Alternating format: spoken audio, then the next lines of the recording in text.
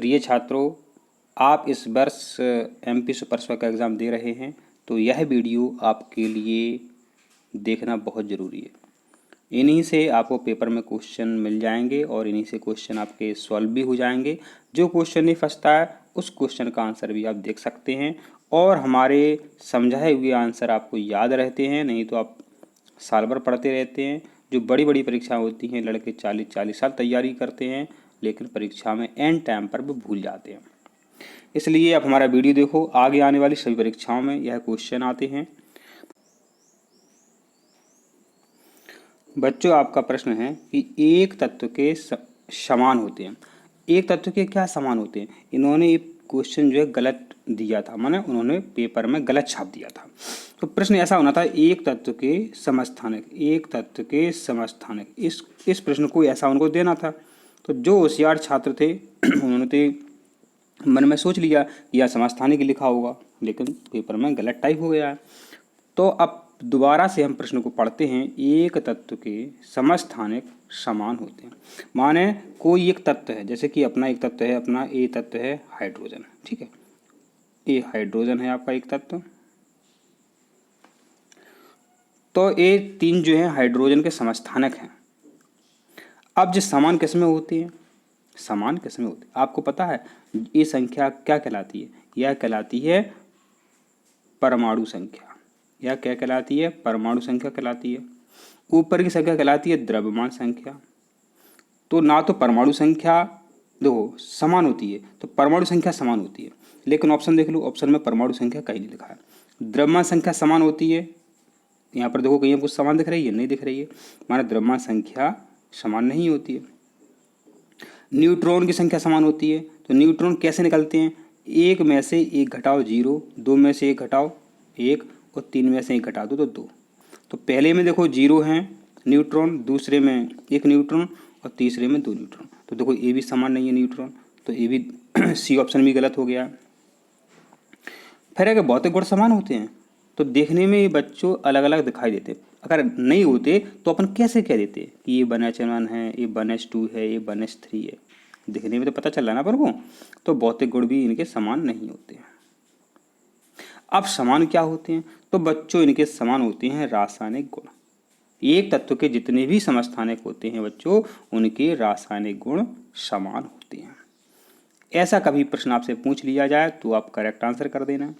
इसके अलावा बच्चों पूछा गया है कई बार, हमने जो आपको बताए थे अभी 1H पर बताया था, इसका नाम बच्चों क्या है? प्रोटियम है, प्रोटियम है। और 1H2 का नाम ड्यूटीरियम है और 1H3 का नाम ट्राइटियम है। इसका नाम क्या है? प्रोटियम, इसका ड्यूटीरियम, इसका ट्राइटियम। तो ये भी आपको नाम याद करने हैं, ठीक है। और इसके अलावा पूछा था कई बार क्लोरीन के समस्थानिक पूछे जाते हैं, 17 क्लोरीन 35 और 17 क्लोरीन 37। तो इनके भी परीक्षा में समस्थानिक पूछे गए हैं, 17 क्लोरीन 35, 17 क्लोरीन 37। तो ये भी क्या समस्थानिक है, क्योंकि जो शुरू में संख्या लिखी रहती है नीचे की तरफ ये समान हो गए तो समस्थानिक कहलाते हैं, लेकिन ऊपर की संख्या अलग हो गई, ये भी आपको यहाँ पर ध्यान रखना है, वो क्या होते हैं? समस्थानिक। और ये बच्चों है रासायनिक गुण में समान होते हैं, ये आप अच्छे से समझ गए।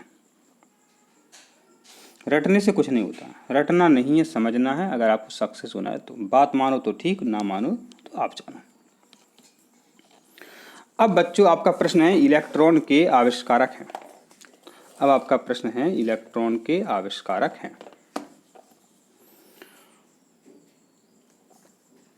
इलेक्ट्रॉन के आविष्कारक हैं। तो बच्चों जो इलेक्ट्रॉन होता है इसका संकेत इस तरीके से होता है।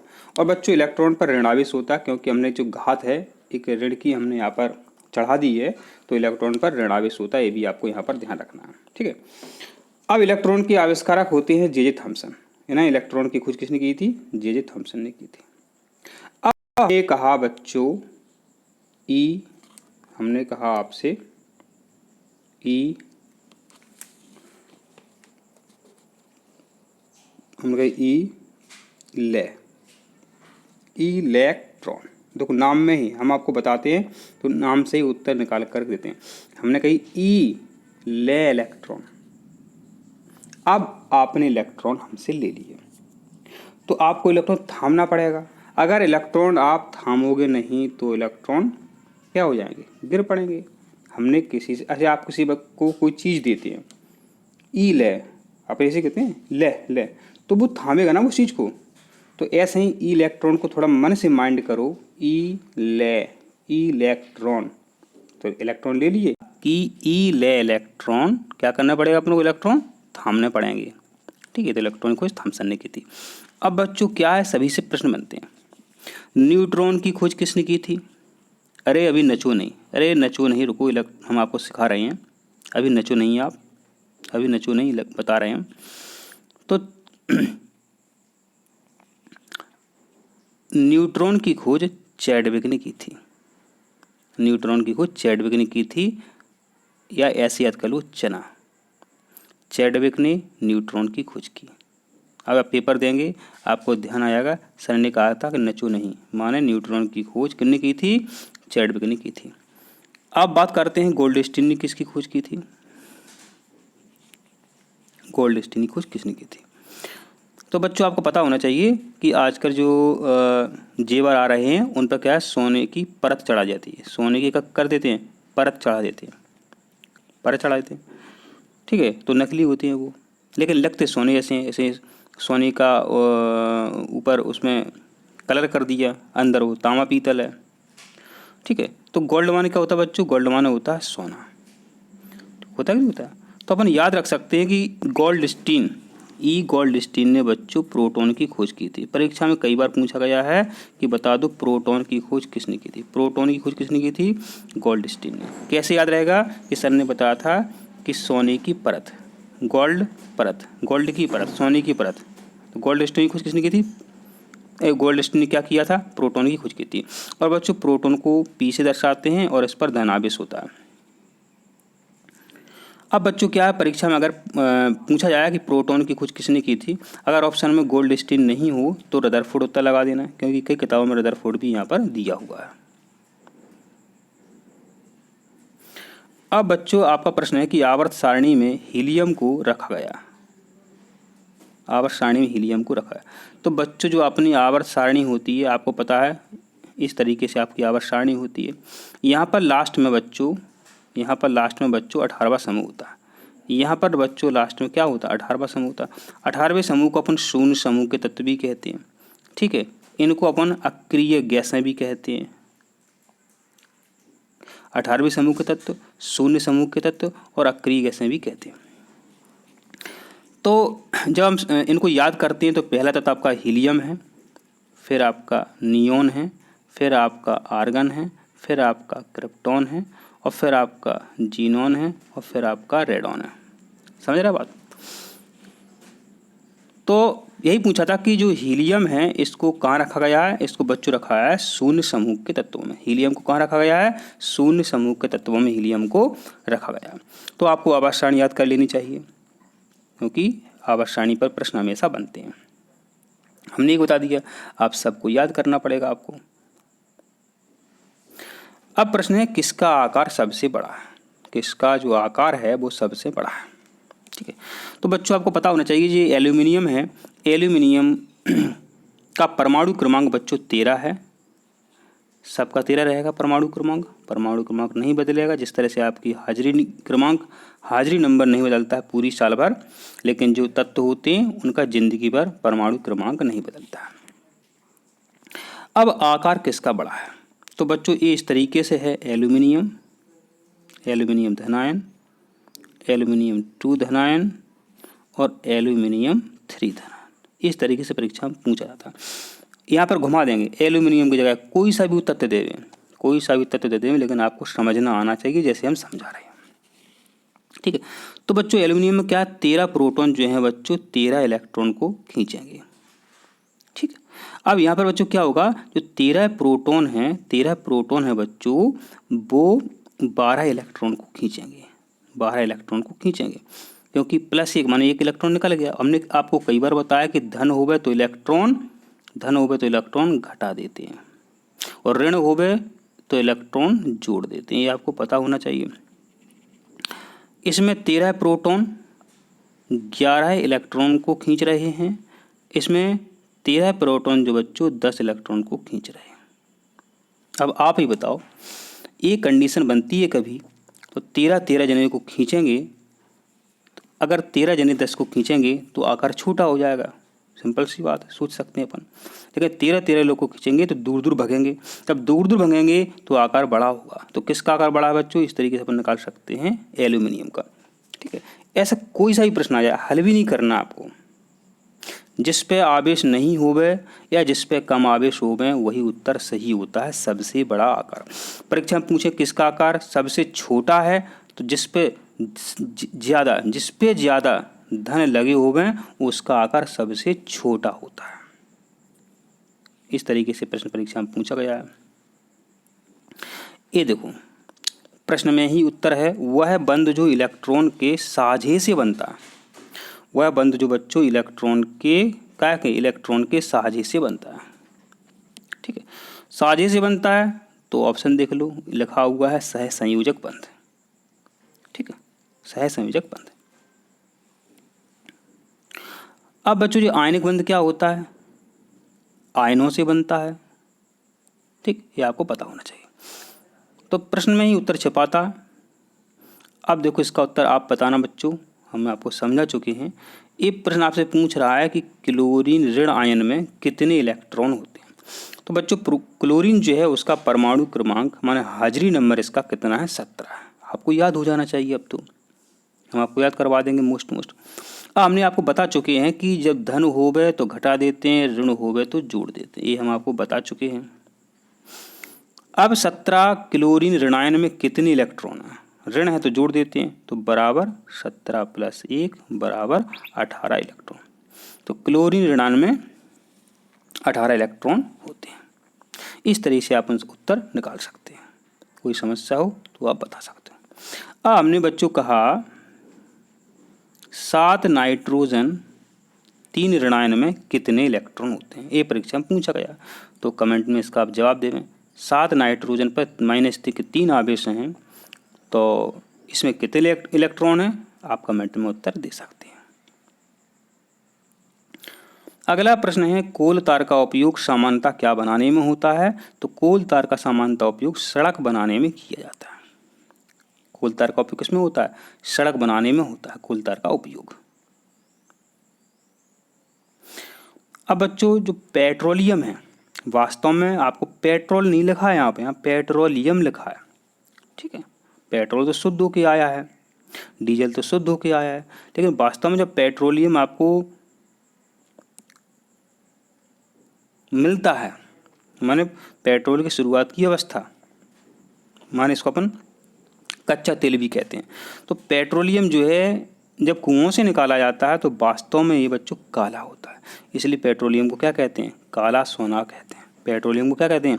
काला सोना कहते हैं, क्योंकि सोना जिससे कीमती है काला, लेकिन सोना जैसा कीमती है। क्योंकि आपने देखा होगा सऊदी अरब, गल्फ खाड़ी वाले जितने भी देश हैं तो कितने पैसे वाले हैं, इसलिए पेट्रोलियम को काला सोना कहते हैं।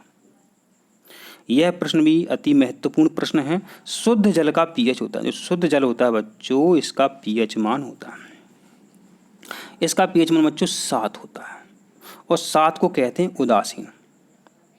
7 को कहते हैं उदासीन, ना तो वो अम्लीय है और ना तो वो क्षारीय है, तो 7 आंसर।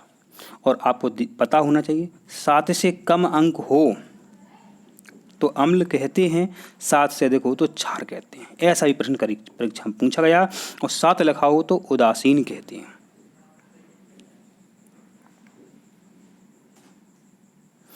अब बच्चों ऐसा जो प्रश्न है कक्षा 11वीं का प्रश्न है, ऐसा प्रश्न आप कहाँ तक सीखोगे, कितने सारे समीकरण हैं, लेकिन हम आपको एक ट्रिक्स बताते हैं जिससे आप कभी भूलोगे नहीं। ठीक है, तो बच्चों ये आपका समीकरण है, समझना बात।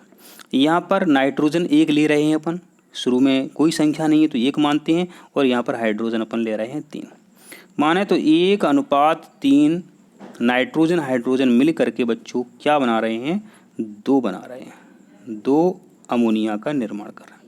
जब बच्चों इधर की संख्या जो 4 है, जब 4 से संख्या बच्चों कम हो जाती है तो अपन हमेशा दाब में वृद्धि करते हैं।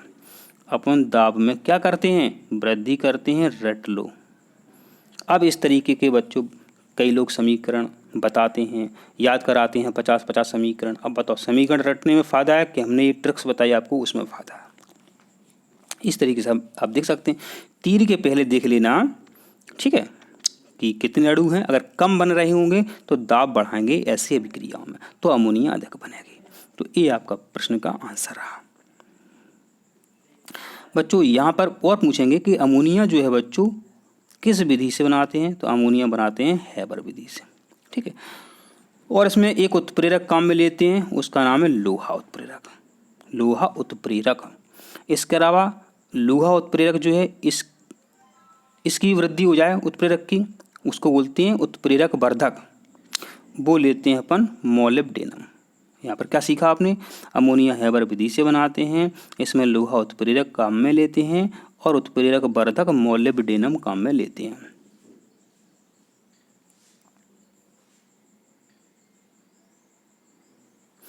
अब आपका प्रश्न है बच्चों प्लास्टर ऑफ पेरिस, जिसको बच्चों अपन सामान्यतः POP भी कहते हैं, plaster of Paris. Paris France की राजधानी पेरिस में खोजा गया था, इसलिए इसका नाम क्या पड़ा, प्लास्टर ऑफ कहाँ का, पेरिस का। अब आपने एक शब्द सुना होगा हाफ। हाफ माना होता है बच्चों आधा, तो आप समझ लो हाफ हाफ ऐसे याद कर सकते हो।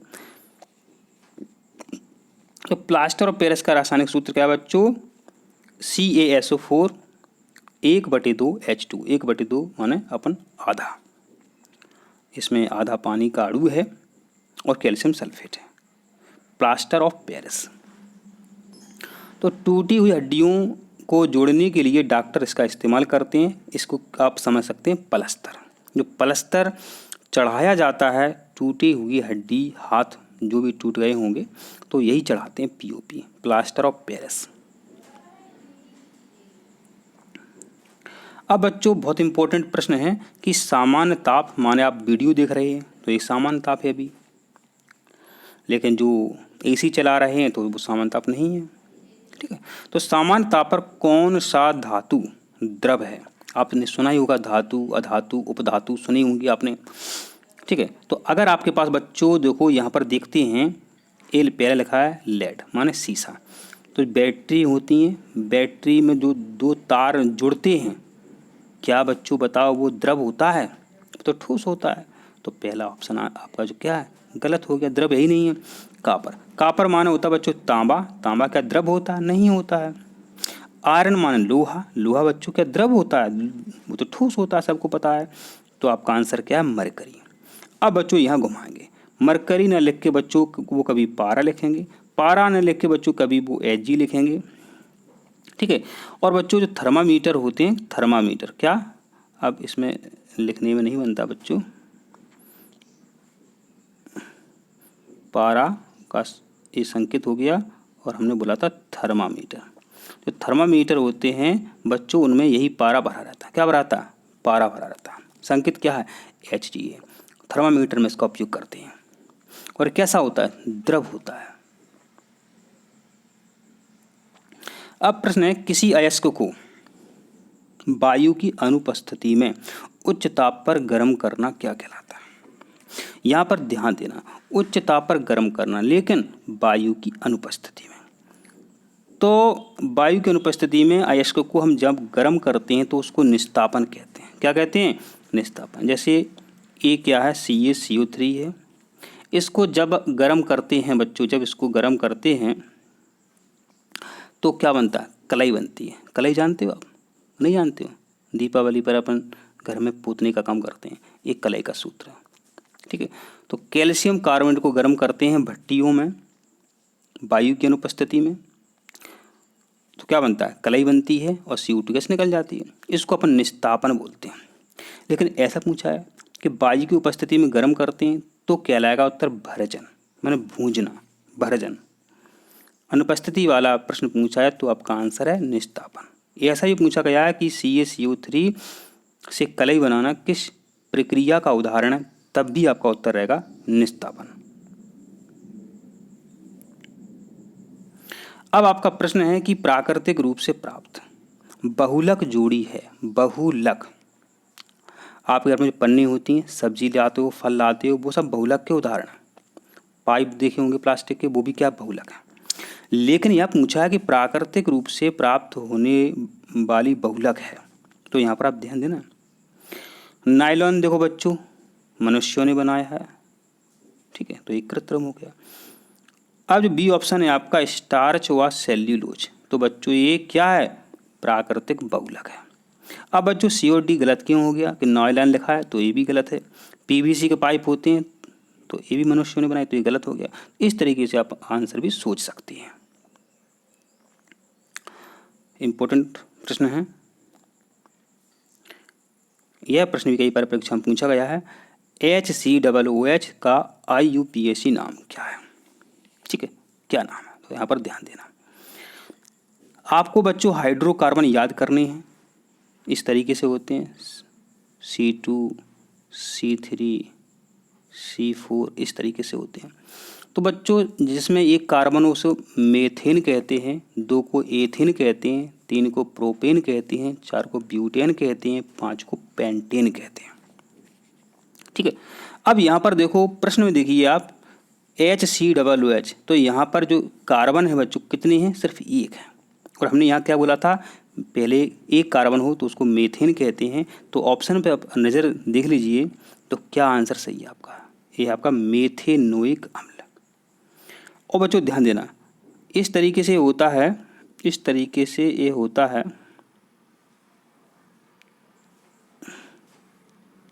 जब COOH हो उसको O1 कहते हैं। क्या कहते हैं इसको बच्चों, O1 कहते हैं। क्या कहते हैं, O1। अब हमने कहा बच्चों अगर यहाँ एक कार्बन और होता, यहाँ एक कार्बन और होता, तो क्या बोलते हैं, एथेनोइक अम्ल बोलते। 3 होते तो बोलते प्रोपेनोइक अम्ल। इस तरीके से आपको आंसर बताने हैं।